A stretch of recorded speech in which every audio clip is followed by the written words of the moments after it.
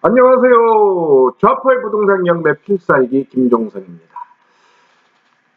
오늘은 명도에 대해서 좀 이 얘기를 해볼까 합니다. 여러분들은 명도를 어떻게 생각하시나요? 명도가 어려웠으면 좋겠습니까? 쉬웠으면 좋겠습니까? 일반적으로 다 생각할 때 명도는 좀 쉽게 끝났으면 좋겠다, 그런 생각을 가지고 있겠죠? 그런데 사람마다 다르기는 하지만 어떤 분들은 명도가 쉽게 끝나는 것도 좋지만 명도가 어려워야 또 경쟁력에서 좀 우위를 점하지 않겠느냐, 그렇게 이야기하는 사람도 있습니다. 제가 몇 가지 사례를 가지고 한번 말씀을 드려볼게요. 옛날에 우리 연회원 수업 시간에 추천 물건이 하나 있었습니다. 그런데 이제 그 지역에 우리 회원들이 임장을 갔어요. 그런데 그 집에는 노부모 두 분이 이렇게 살고 있었는데, 가서 배를 누르고 이렇게 사정 얘기를 하니까 환영을 하는 거예요. 어서 들어오라고. 그래서 임장 간 사람들이 깜짝 놀랐어요. 외원군이 문전박대를 당한다든지 하여튼 말을 잘 안 해준다든지 그랬는데, 이분들은 이렇게 집으로 안내를 하면서 오늘 당신들이 8번째 오신 거다, 그렇게 얘기를 해주는 겁니다. 그러면서 우리는 이미 갈 집이 마련되어 있으니까 집을 비워주는 것 때문에 걱정은 하지 말아라. 그랬고 집을 깔끔하게 치워놨어요.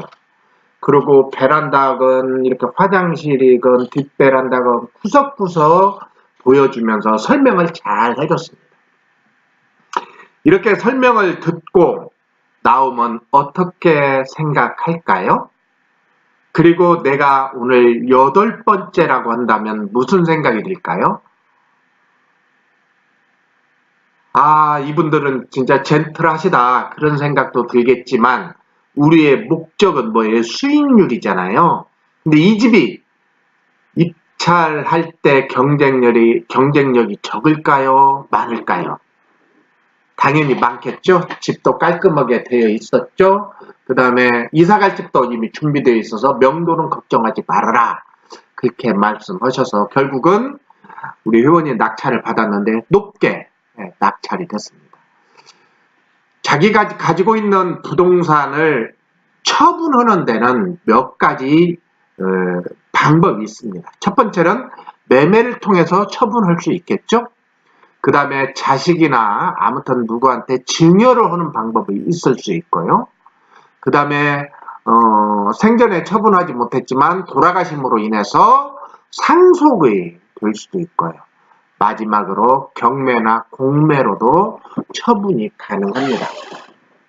부동산을 처분할 때는 내가 원하는 가격을 받는 것이 가장 좋겠죠. 매매나 증여는 예외로 치더라도 이렇게 내가 산다든지 아니면 공매나 경매로 낙찰을 받을 때 가급적이면 내가 원하는 가격에 이렇게 매입을 하면 훨씬 좋겠죠. 근데 그게 뜻대로 되지 않지 않습니까? 특히 경매나 공매 같은 경우에는 명도에 저항이 있기 때문에 명도비, 강제 집행 비용을 입찰가에서 차감한 상태에서 입찰을 하는 경우가 있지요. 그러다 보니까 결국은 집주인 입장에서는, 집을 가지고 있는 사람 입장에서는 집이 비싸게 처분되지 못하는 상황이 생길 수 있습니다. 따라서 이 방송을 듣는 분들 중에 집을 경매나 공매로 처분하게 될 경우에는 혹시 금방 제가 말씀드린 것처럼 이런 방법도 고민을 한번 해보면 어떨까요? 어차피 경매나 공매로 처분된다면 조금이나마 비싼 가격으로 처분하면 좋지 않을까요? 그래서 경매나 공매로 넘어간 집에 임장을 온다면, 필연적으로 사람들이 올 건데 이때 집을 깨끗이 치워주고 친절하게 대해주고, 그렇다면 입찰자는 높은 가격에 낙찰을 받을 수밖에 없을 겁니다.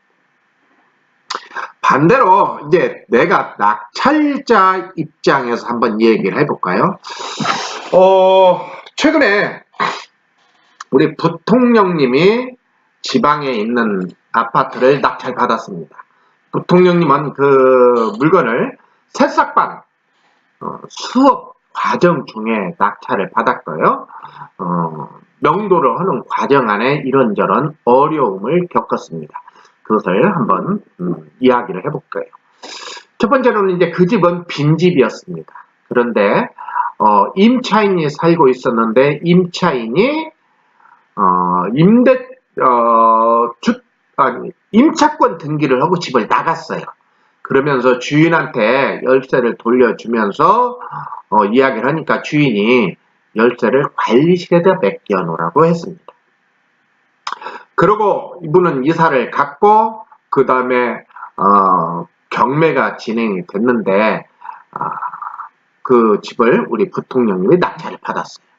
그런데 문제는 미납관리비가 밀려 있는 거예요. 미납관리비는 누가 낼까요? 제가 이 이야기를 많이 하는데 사람들마다 달리 해석을 하는 경향이 있어서 제가 명확히 한번 이야기를 해볼 겁니다. 미납관리비는, 관리비라고 하는 것은 사용하고 수익을 얻는 사람이 내는 겁니다. 내가 그 아파트에 살고 있다면 아파트에서 그 아파트를 사용하고 있기 때문에 사용하는 사람이 내야 되는 거고요. 내가 가게를 운영한다면 거기서 수익을 얻잖아요. 수익을 얻는 사람이 그 관리비를 납부하도록 되어 있습니다. 그런데 경매 물건을 접하다 보면 많은 사람들이 관리비를 납부하지 않아요. 왜 그래요? 지금 내 보증금도 다 못 받을 상황인데 내가 관리비까지 내야 돼? 경매로 넘어가는데, 그리고 경매로 넘어간 이후에는 낙찰자가 이 돈을 내는 거 아니야? 우리가 일반적으로 사람들이 그렇게 생각하고 있기 때문에 관리비를 내지 않는 경향이 많습니다. 그런데 분명한 것은요, 그 집의 경매가 넘어가든 안 넘어가든, 아니 넘어가고 낙찰을 누가 받든지 간에 그 집에서 살고 있다면, 임차인이 살고 있다면 임차인은 관리비를 내야 됩니다. 또 소유자가 그 집에 살고 있다면 소유자도 관리비를 100% 본인이 내야 됩니다. 그런데 이것을 다른 각도에서 생각해보면 소유자는 이미 지금 집이 파산된 상태잖아요. 돈이 없잖아요. 그리고 이 집에서 떠나야 되는 사람인데 관리비를 낼 수 있을까요? 좀 여유가 있다면 관리비를 낼 수도 있지만 또 한겨울 아이들도 있기 때문에 난방을 틀지 않을 수 없어서 어차피 관리비가 과다하게 나올 수도 있지만 이미 집이 파산했기 때문에 관리비를 낼 수 없는 형편일 겁니다. 이런 상태에서 이 집을 강제 집행을 할 경우에 그분이 내야 될 관리비는 고스란히 그 아파트 운영위원회에 체납금으로, 미수금으로 남게 됩니다. 이때에 새로운 소유자, 다시 말해서 낙찰자는 전 소유자가 미납했던 관리비를 납부해야 되는데 이때 선의의 피해자가 되기 때문에 낙찰자는 그 소유자가 사용했었던 관리비 전체를 무는 게 아니라 공용관리비만 물고 또 연체됐을 때 연체료가 붙는데 연체료는 안 내도 된다. 공용관리비 정액만 낙찰자만 내면 된다. 근데 이게 이제 판례에서 나온 건데요. 그러다 보니까 이 내용이 오바가 돼서 낙찰자가 모든 관리비를 내야 된다고 이해를 하는 겁니다. 임차인이 살고 있어요. 임차인이 살고 있는데 임차인은 첫 번째로는 최우선 변제금, 소액 임차인이라면 최우선 변제금은 전액 배당을 받아가는 거죠. 또 소액 임차인이 아니라 우선 변제권을 가지고 있는 임차인 경우에는 확정일자를 받았기 때문에 순위에 의해서 자기 보증금을 받게 됩니다. 그럼에도 불구하고 임차인은 그 집에서 살고 있었기 때문에 사용했잖아요. 사용 비용은 본인이 다 납부를 해야 됩니다. 그런데 소액 임차인인 경우에는 좀 다른 문제지만 소액 임차인이 아닌 우선변제권을 가지고 있는 임차인이라고 한다면, 아니 또 소액 임차인도 똑같은 해당이 되겠죠. 배당 요구를 했다면 자기 배당금에서 낙찰금에서 배당을 받기 때문에 그 돈에서 관리비를 납부해야 됩니다. 그런데 같은 의미에서 이분들 강제집행을 당했다면 어떻게 하겠어요? 관리실에서 받고 싶어도 받을 수가 없잖아요. 그래서 이때에는 그분들이 못 낸 관리비 중에 공용비, 연체료를 뺀 공용관리비만 낙찰자가 납부해야 된다. 이렇게 말씀을 드리고 싶습니다. 그런데 아까 말씀드린 것처럼 부통령님 같은 경우에는 관리비 그게 열쇠를 주인한테 줬어요. 근데 주인한테 줬는데 주인이 그 돈을 관리실에다 맡겨놓고 나가라 그렇게 얘기를 한 거예요. 다시 말해서 임차인은 점유권을 집주인한테 넘겨버린 거예요. 그러니까 엄밀히 말하면 임차인은 관리비를 낼 필요가 없죠. 그런데 집주인은 사정이 안 돼서 그 집이 경매로 넘어가 버렸어요. 다시 말해서 파산해버린 거예요. 임차인은 명도를 집주인한테 넘겼고, 근데 집주인은 파산돼 버렸고, 그 집을 낙찰받은 나 보증금 누가 내야 될까요? 이게 문제입니다. 당연히 이때는 말씀드린 것처럼 공용관리비 중에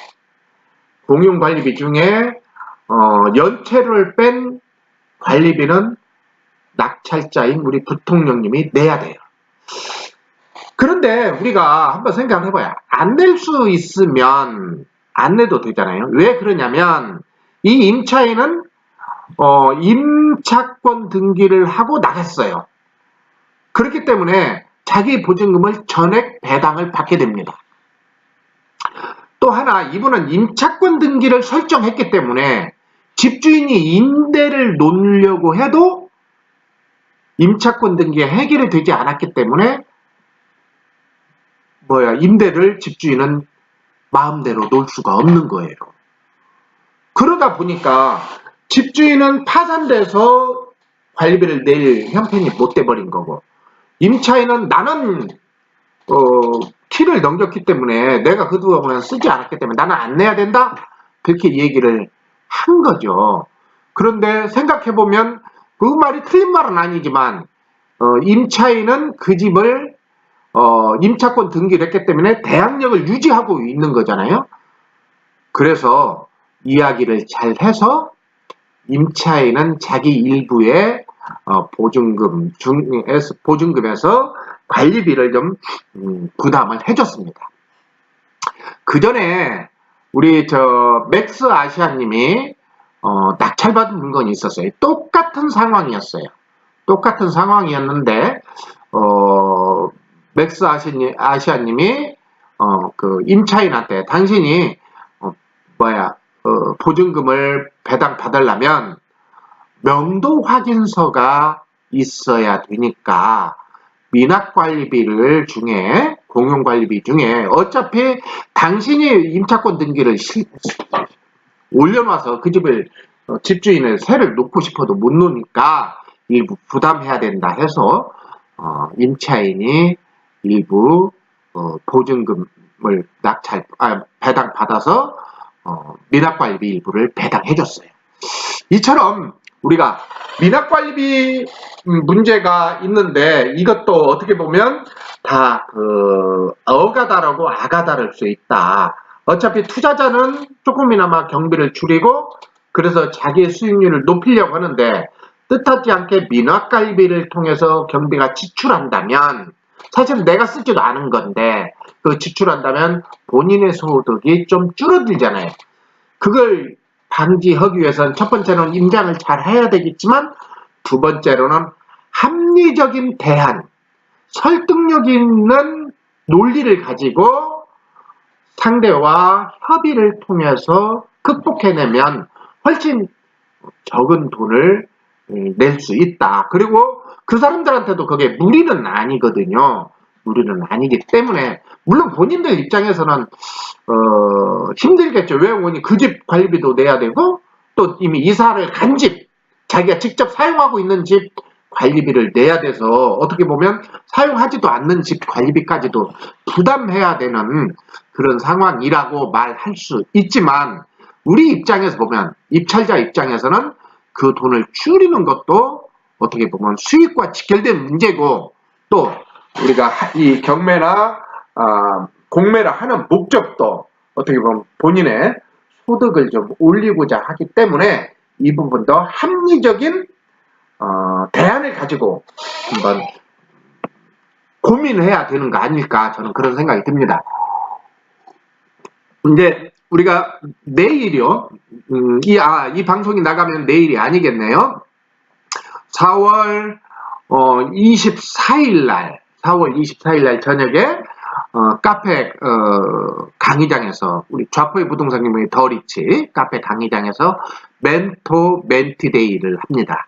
더리치 카페에 처음 온 사람들이 좀 경험 있는 사람들과 멘토 멘티를 묶어서 투자의 방향이라든지 아니면 소액 투자를 할 때 조심해야 되고 아니면 전세를 통해서 실거주를 일단 샀다가 실거주를 계획하는 것에 대해서 그런 노하우들 부동산을 일반 매매로 했을 때 어떻게 할 건지 또는 자기 종잣돈에 맞는 투자 포트폴리오를 어떻게 구성할 건지 그런 것들이 막연한데 이렇게 멘토 멘티를 만들어서 좀 협조를 구하는 그런 날을 우리가 4월 24일 날 합니다. 4월 24일. 좌포의 부동산 경매 더리치 카페에 처음 들어오는 분들은 연회원으로 처음 들어오는 분들은 경험 있는 회원들과 함께 그렇게 풀어나갈 수 있으니까 지금 막 경매를 시작하는 사람들 두려워하지 말고요.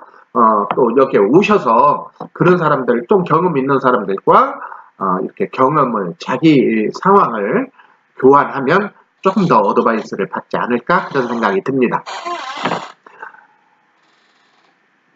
그리고요 5월 10일인가 그때 날짜를 한번 정확히 볼까요?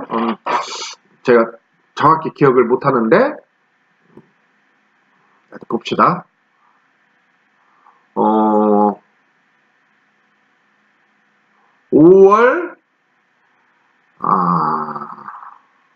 5월 12일 날이네요. 일요일 새싹반. 그 다음에 5월 14일 화요 새싹반이 모집합니다. 경매에 그 다음에 부동산에 입문하고자 하는 사람들은 그리고 이미 투자를 하고 있다 하더라도 이렇게 오프라인 강의를 안 들은 사람이란다면 한번 신청해 보시기 바랍니다. 오늘은 이렇게 명도에 대해서 명도에서도 미납관리비에 대해서 한번 살펴봤습니다. 오늘은 여기까지 하겠습니다. 안녕히 계세요.